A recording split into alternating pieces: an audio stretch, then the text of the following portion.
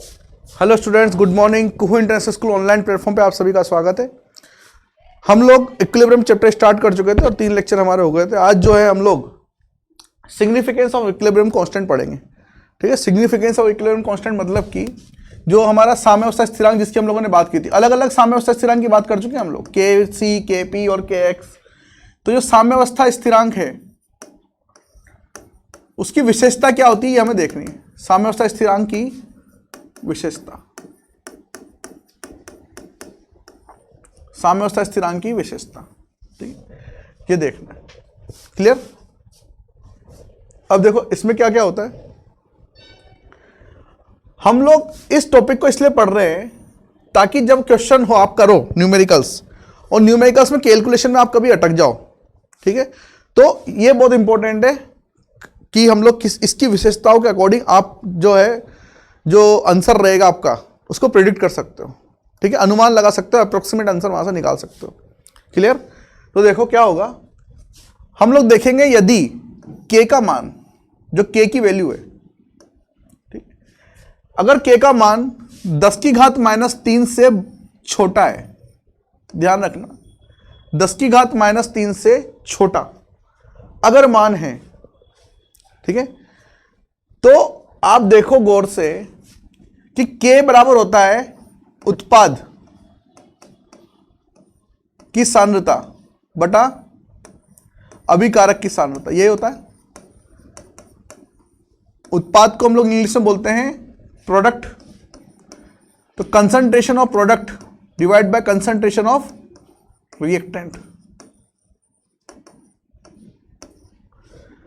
इसकी वैल्यू अगर 10 की घात -3 से छोटी है तो इसका मतलब क्या होगा? इसका मतलब यह होगा कि उत्पाद की जो सांद्रता है, जो प्रोडक्ट की जो कंसंट्रेशन है, वो किससे छोटी होगी? 10 की घात -3 इंटू कंसंट्रेशन ऑफ रिएक्टेंट, अभिकारक की सांद्रता।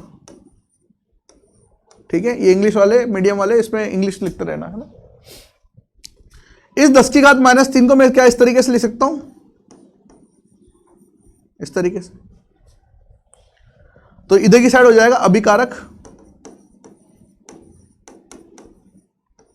और इस तरफ हो जाएगा उत्पाद। ठीक है, इसका मतलब यह होगा कि ये 1000 जो है यहां पे जाके मल्टीप्लाई होगा। इसका मतलब यह हुआ कि जो अभिकारक है उसकी सांद्रता उत्पाद से बहुत ज्यादा कम है। ठीक है, तो अगर ऐसा कुछ हो रहा है यहां पर, तो अभिक्रिया जो है हमेशा ध्यान रखना पश्चिम दिशा में जाएगी, बैकवर्ड डायरेक्शन। अभिक्रिया जाने वाली पश्चिम दिशा में, बैकवर्ड डायरेक्शन, अगर अभिकारक की सांद्रता उत्पाद से बहुत ज्यादा है। ठीक है, यहां पर क्या हो रहा है कि अभिकारक की सांद्रता मतलब रिएक्टेंट की सांद्रता जो है उत्पाद से बहुत बहुत बहुत ज्यादा है। इसका दो ही मतलब हो सकता है, या तो अभी अभिक्रिया शुरू हुई है या फिर अभिक्रिया क्या हो गई है, रिवर्स हो गई है। ठीक है, तो रिएक्शन किस डायरेक्शन में जारी होगी? बैकवर्ड डायरेक्शन, पश्चिम दिशा। दूसरी कंडीशन ये है, मान लो सेकंड पॉइंट है कि यदि if the value of k is greater than 10⁻3, अगर k का मान 10 की घात 3 से बड़ा है, फिर से बिल्कुल वही कैलकुलेशन रहेगी, इस बार मैं इंग्लिश में कर रहा हूं। प्रोडक्ट की concentration divide by concentration of reactant, concentration of reactant is greater than 10⁻3, sorry 10⁻3। इसको आप इधर लेके जाओगे तो इधर रह जाएगा प्रोडक्ट और इस तरफ आ जाएगा 10⁻3 इंटू कंसंट्रेशन ऑफ रिएक्टेंट। तो यहां से यह प्रूफ हो रहा है कि जो प्रोडक्ट है उसकी कंसंट्रेशन वो बहुत बहुत बहुत ज्यादा है, किससे? रिएक्टेंट की कंसंट्रेशन से। ठीक है, मतलब जो उत्पाद बन रहा है आपका उसकी सांद्रता अभिकारक की सांद्रता से बहुत ज्यादा है। और जब भी ऐसा होगा तो अभिक्रिया हमेशा, रिएक्शन अग्र दिशा में मतलब फॉरवर्ड डायरेक्शन जाएगी। अग्र दिशा में, मतलब कि फॉरवर्ड डायरेक्शन जाएगी।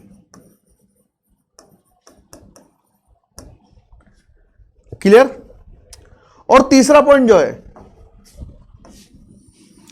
तीसरा पॉइंट ये है कि मान लो जो रिएक्शन है उसमें के की वैल्यू आपको दी हुई है 10⁻³ टू 10⁻3, 10⁻³ से 10⁻3, या फिर के की वैल्यू लगभग आपको दे रखी है 1। तब रिएक्शन किस डायरेक्शन में जाएगी? तब रिएक्शन रहेगी इक्विलिब्रियम पर। तब रिएक्शन किस में रहने वाली है? इक्विलिब्रियम में, लगभग यहां पर साम्यावस्था आने वाली है। अच्छा, ये जो मान है ये हम लोग थ्योरेटिकल निकाल रहे हैं, मतलब एक तरीके से ये हम लोग मान के चल रहे हैं ये सारी चीजें। एनसीईआरटी में बिल्कुल ऐसे लिखा हुआ, मान के चल रहे हैं। तो ये वैल्यू आपको आंसर प्रेडिक्ट करने में काम में आएंगी। ठीक है, ऑप्शन आपके पास दिए होंगे तो आपको आंसर प्रेडिक्ट करने में आसानी रहेगी। अप्रोक्सीमेट आंसर निकाल सकते हो, तब निकाल सकते हो जब आप कहीं पे कैलकुलेशन में अटक जाओ। जैसे आपको मान लो इस तरीके से कोई समीकरण बन गई, किस तरीके से? इस तरीके से देखो, x⁻7 plus x⁻5 plus x⁻4 minus x minus 1 बराबर 0, है ना? इस तरीके से कोई समीकरण आई। अब इस समीकरण में आप अगर इसको सोल्व करने जाओगे तो बहुत लेंदी आंसर आने वाला है आपका, है ना? साथ साथ यहाँ पे क्या बनने वाला है? रूट बनने वाले हैं। क्लियर? तो फिर इस जैसी अवस्था में आप क्या कर सकते हो? अप्रोक्सीमेट आंसर निकाल सकते हो। और वो अप्रोक्सीमेट आंसर कैसे निकालते हैं, जब हम लोग न्यूमेरिकल कराएंगे तब पढ़ाएंगे आपको।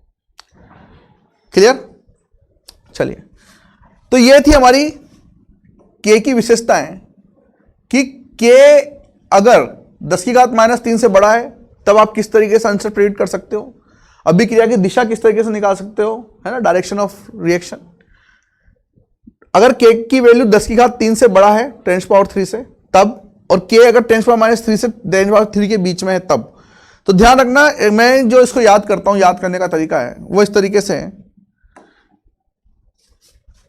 कि आप क्या करो, एक स्केल बना लो इस तरीके से, और बीच में यहां पर रख दो आप 1, इस जगह पर डाल दो आप 10⁻³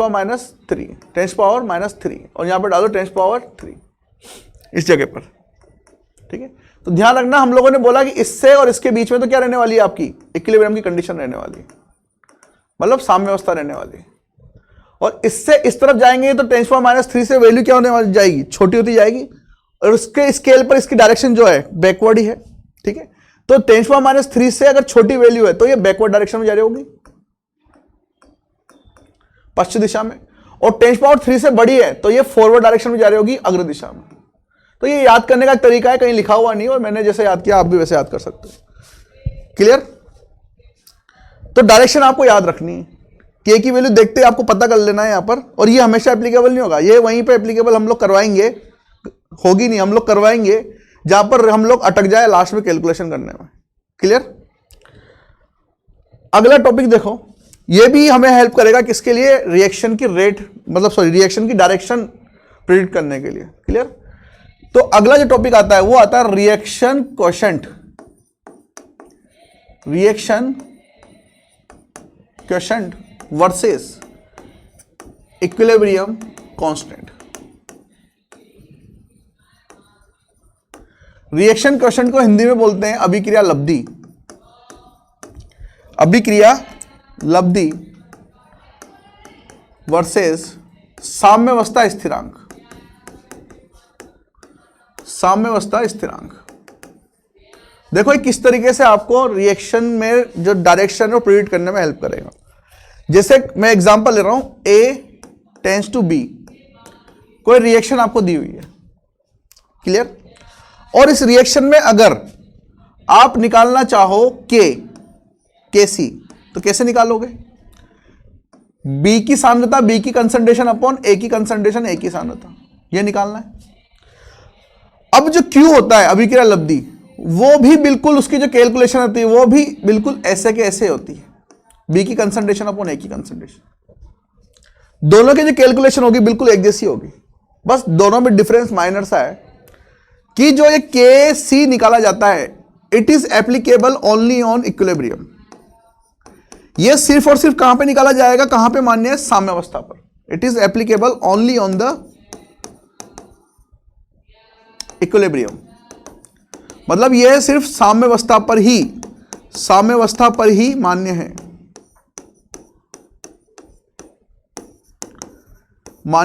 जबकि अगर हम लोग Q की बात करें तो Q can be applicable on any time. हम लोग अभिक्रिया जब स्टार्ट हो रही है और अभिक्रिया के स्टार्ट होने से खत्म होने तक किसी भी टाइम पर अगर आपको देखना है कि वहां पर स्थिरांक जो है हमारा उसकी वैल्यू क्या हो रही है, इन दोनों की कंसंट्रेशन का अनुपात जो रेशियो है वो क्या होने वाला है, और कितना प्रोडक्ट बनने वाला है, कितना रिएक्टेंट बचा हुआ है, ये आप अगर पता करना चाह रहे हो किसी भी टाइम, तो आपको क्या निकालना पड़ेगा, Q निकालना पड़ेगा। दोनों की जो कैलकुलेशन है वो एक जैसी है, ठीक है। तो किस तरीके से हम लोग प्रिडिक्ट कर सकेंगे वो भी हम लोग देखेंगे अभी। तो किसी भी समय अगर आपको उत्पाद की गणना करनी है, कैलकुलेशन करनी है प्रोडक्ट की, तो आप Q निकाल सकते हो। अब किसी भी समय में ये वाला समय भी आ गया, ठीक है। ये जो केसी है ये सिर्फ कहां निकाल देते हैं हम लोग, on the time of equilibrium, clear. लेकिन ये Q यहां पर भी निकाला जा सकता है, Q इसके पहले भी निकाला जा सकता है, Q इसके बाद भी निकाला जा सकता है, क्लियर। किसी भी टाइम, चाहे आपने रिएक्शन जस्ट स्टार्ट करी है और 1 सेकंड ही आपको हुआ है रिएक्शन स्टार्ट करे हुए, तब भी आप Q निकाल सकते हो। लेकिन कैसे नहीं निकलेगा, कैसे सिर्फ कहां निकलेगा, जब इक्विलिब्रियम आ जाएगा। और इक्विलिब्रियम कैसे आइडेंटिफाई करते हैं मैं आपको बता चुका हूं अच्छे से, क्लियर।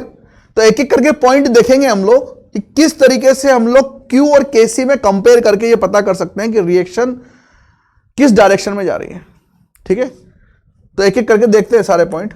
सबसे फर्स्ट पहला पॉइंट है हमारा, if Q is less than Kc, अगर जो Kc है उसकी वैल्यू अगर Q से ज्यादा है, Q क्या है, किसी भी टाइम पे निकाले गई प्रोडक्ट की कैलकुलेशन, और Kc क्या है, प्रोडक्ट की कैलकुलेशन कहां पर, इक्विलिब्रियम पर, ठीक है। अब देखो दोनों ही क्या कैलकुलेट करके देंगे हमें, कंसंट्रेशन ऑफ प्रोडक्ट मतलब उत्पाद की सांद्रता, और ये भी क्या करके हमें उत्पाद की सांद्रता देगा, मतलब प्रोडक्ट की कैलकुलेशन। इसको मैं प्रोडक्ट लिख लेता हूं ऐसे। अब देखो एक कैलकुलेशन हम लोग कर रहे हैं कहां पर, इक्विलिब्रियम पर, इसको मैं इक्विलिब्रियम लिख देता हूं ऐसे, EQ। और ये कहां पे हम लोग कैलकुलेट कर रहे हैं, एट एनी टाइम। तो गौर से देखो कि किसी भी समय जो कैलकुलेशन कर रहे हैं हम लोग, उस जगह पे जो प्रोडक्ट आ रहा है वो किससे कम आ रहा है, इक्विलिब्रियम पे जो प्रोडक्ट आ रहा है ना उससे। इसका मतलब रिएक्शन ने अभी तक इक्विलिब्रियम अटेंड नहीं किया, और हम लोगों ने क्या करा, उसके जस्ट पहले ही प्रोडक्ट की कैलकुलेशन कर ली। बहुत शाणे बन गए हम लोग, है ना। हम लोगों ने क्या करा, रिएक्शन स्टार्ट करी, और हमारे क्या है ना, बहुत जल्दी हमारे अंदर, है ना, बहुत फास्ट हम लोग क्या करना चाहते हैं, कैलकुलेशन खत्म करना चाहते हैं, क्योंकि बहुत आलसी है, ठीक है। हम लोग वेट नहीं कर रहे हैं कि वो इक्विलिब्रियम आएगा तो अपने आप हमें पहचान में आ जाएगा इक्विलिब्रियम क्या है, क्योंकि हम लोग आइडेंटिफाई करना सीख चुके हैं इक्विलिब्रियम। लेकिन फिर भी बहुत से स्टूडेंट ऐसे होते हैं, जल्दी में होते हैं, है ना, फटाफट से कैलकुलेशन करनी होती है, भागना होता है, और उन्होंने कैलकुलेशन कर ली। कैलकुलेशन दोनों की एक जैसी है, concentration of product upon concentration of reactant. लेकिन उसने जो कैलकुलेशन करी है रियल में, जो जिसने जल्दी करी है, उसकी जो कंसंट्रेशन आ रही है प्रोडक्ट की, वो किससे कम आ रही है, जो प्रोडक्ट की कंसंट्रेशन एक्चुअल में होनी चाहिए इक्विलिब्रियम पर। इसका मतलब यह हुआ कि उसने जल्दी ही प्रोडक्ट की कैलकुलेशन कर ली। अब जल्दी प्रोडक्ट की कैलकुलेशन कर ली, इसका मतलब वो इक्विलिब्रियम तक नहीं पहुंची, लेकिन पहुंचना तो कहां चाह रही है, इक्विलिब्रियम पे पहुंचना चाहिए, क्लियर। पहुंचना तो कहां चाहेगी, इक्विलिब्रियम पे पहुंचना चाहिए। तो इसका मतलब होगा कि यहां पर जो प्रोडक्ट की कंसंट्रेशन है एट एनी टाइम, वो कहां पे जाना चाह रही होगी, इक्विलिब्रियम की तरफ, क्लियर। अपने आप डायरेक्शन डिसाइड होगी कि उसको कहां पहुंचना है, इक्विलिब्रियम पे पहुंचना है, ठीक है। मान लो ये रिएक्शन है यहां पर ए से बी, और इसका इक्विलिब्रियम जो है ये कहीं t बराबर 25 सेकेंड पे आता होगा, ठीक है। इसका जो इक्विलिब्रियम है वो t बराबर 25 सेकेंड पे कहीं पे आता होगा, है ना। लेकिन हम लोगों ने क्या करा कि t बराबर 5 सेकेंड पर ही कैलकुलेशन करना शुरू कर दिया, कितना प्रोडक्ट बना। अब यहां पे जो प्रोडक्ट बनेगा वो आइडियल प्रोडक्ट है इक्विलिब्रियम के हिसाब से, लेकिन आपने पहले ही कर लिया कैलकुलेशन, तो कैलकुलेशन तो आपके पास आ जाएगी, लेकिन वो इक्विलिब्रियम वाली कैलकुलेशन नहीं है। प्रोडक्ट तो बन रहा होगा, प्रोडक्ट तो रिएक्शन 1 सेकंड स्टार्ट हो तब भी बनेगा। अगर रिएक्शन 1 सेकंड भी स्टार्ट हो गई ना, तब भी प्रोडक्ट बनना शुरू हो जाएगा, लेकिन वो प्रोडक्ट ये प्रोडक्ट नहीं होगा। इसका मतलब ये प्रोडक्ट अटेंड करने के लिए उसको किधर जाना पड़ेगा, फॉरवर्ड डायरेक्शन जाना पड़ेगा, अग्र दिशा में, ठीक है। तो रिएक्शन यहां पे किस डायरेक्शन में जा रही होगी, फॉरवर्ड डायरेक्शन में। कब, जब क्यू की वैल्यू किससे ज्यादा कम आ रही है, केसी से, फॉरवर्ड डायरेक्शन, ठीक है। अग्र दिशा में अभिक्रिया जारी होगी।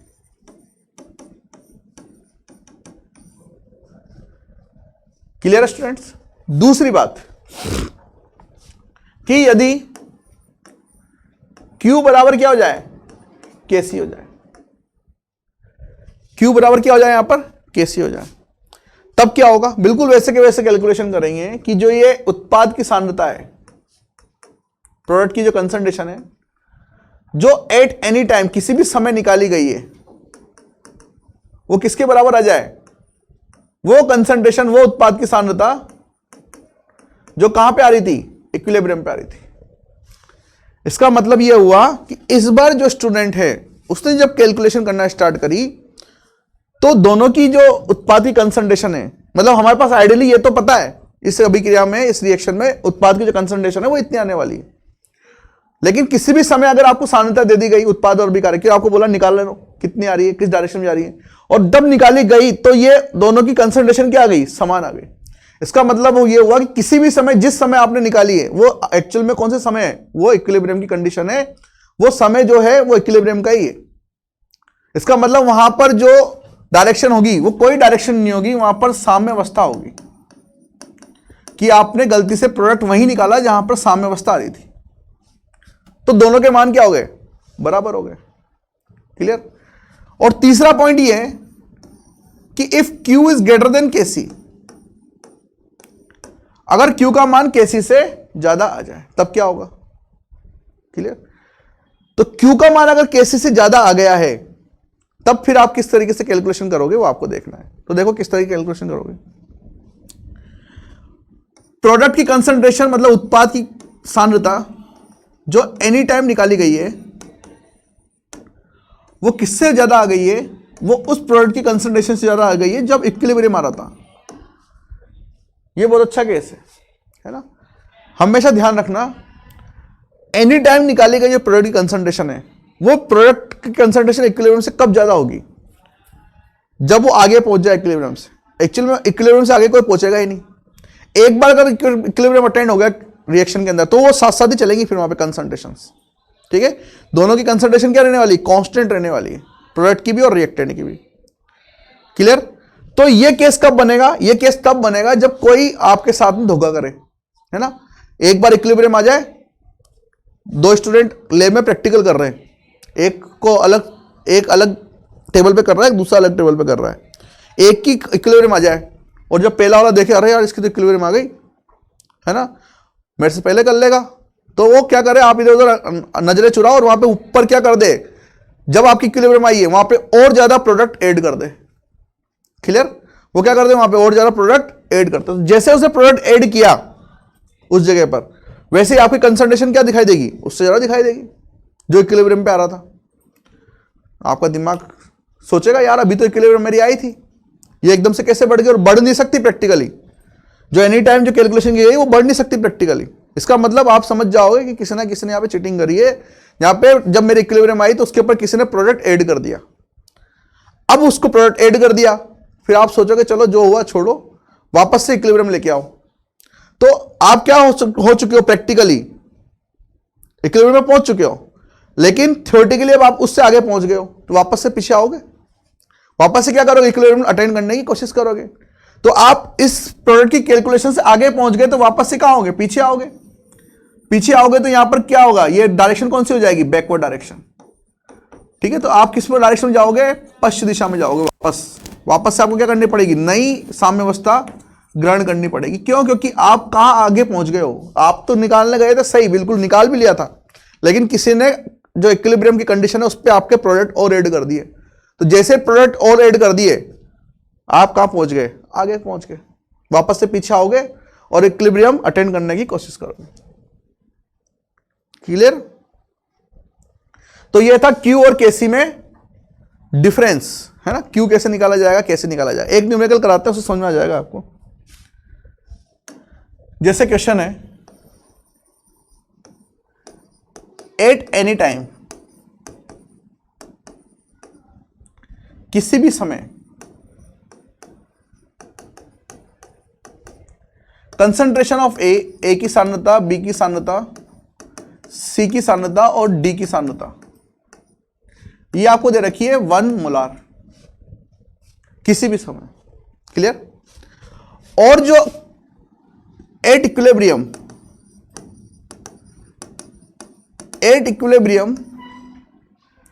मतलब कि साम्यावस्था पर concentration of A and B, ये तो दे रखा है आपको 1, और concentration of C and D ये आपको दे रखा है 1/2। ठीक है, ये आपको दे रखा है 1/2, और आपको रिएक्शन दी हुई है A + B से C + D, सब गैस है। ये क्वेश्चन है, और आपको निकालना है कि जो डायरेक्शन है वो क्या होने वाली है।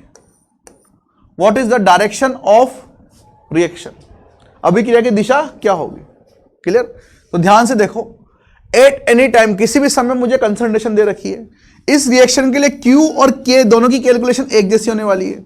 कैसे? C की कंसंट्रेशन इंटू D की कंसंट्रेशन अपॉन A की कंसंट्रेशन इंटू B की कंसंट्रेशन, और उसी तरीके से C की भी कैलकुलेशन होने वाली है। C की कंसंट्रेशन D की कंसंट्रेशन अपॉन A की कंसंट्रेशन इंटू B की कंसंट्रेशन। क्लियर? अब यहां पर देखो, एट एनी टाइम और एट कंसंट्रेशन, एट इक्विलिब्रियम, दोनों की वैल्यू आपको दे रखी है। एट एनी टाइम में चारों की जो वैल्यू है, चारों रिएजेंट जो है वो 1 मोलार है। 1 × 1 अपॉन 1 × 1, यहां पे क्या आने वाला है 1। जबकि अगर आप केसी देखो तो केसी के अंदर सी और डी की कंसंट्रेशन दे रखी है 1/2, और ए और बी की दे रखी है 1 × 1, तो ये हो जाएगा 1/4। इससे क्या पता पड़ा आपको? इससे ये पता पड़ा कि जो Q है वो बड़ा है केसी से इस रिएक्शन के लिए, और जो डेटा में दिया हुआ है उसके लिए Q किससे बड़ा हो गया? केसी से बड़ा हो गया। तो अगर Q केसी से बड़ा हो गया तो देखो, अगर Q केसी से बड़ा हो गया, रिएक्शन कहां जाने वाली है आपकी? रिएक्शन जाने वाली है बैकवर्ड डायरेक्शन में। बस इतना सा क्वेश्चन है आपसे। रिएक्शन जाएगी बैकवर्ड डायरेक्शन में, पश्चिम दिशा में।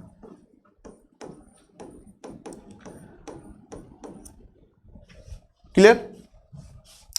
इसी तरीके से नॉर्मल क्वेश्चन आएंगे, वैल्यूज आपको दी होंगी। बस Q निकालने का तरीका और K निकालने का तरीका एक जैसा है। ये निकाला जाएगा उन कंसंट्रेशन के लिए जो किसी भी समय दी गई है, ठीक है, और ये निकाला जाएगा उन कंसंट्रेशन के लिए, उन सांद्रताओं के लिए जो सिर्फ कहां पे दी गई है? साम्यावस्था पर दी गई है। निकालने का तरीका दोनों का एक जैसा है। क्लियर? और एक बार आप लोगों ने इन दोनों को निकाल लिया तो आप अभिक्रिया की दिशा बता सकते हो। अगर Q केसी से छोटा है तो अग्र दिशा में, Q केसी से छोटा है तो अग्र दिशा में, Q केसी से बड़ा है तो पश्चिम दिशा में, और Q बराबर केसी है तो साम्यावस्था पर। क्लियर? तो ये 2 पॉइंट जो है आज हम लोगों ने पढ़ा है, ये बहुत इंपॉर्टेंट है बच्चों।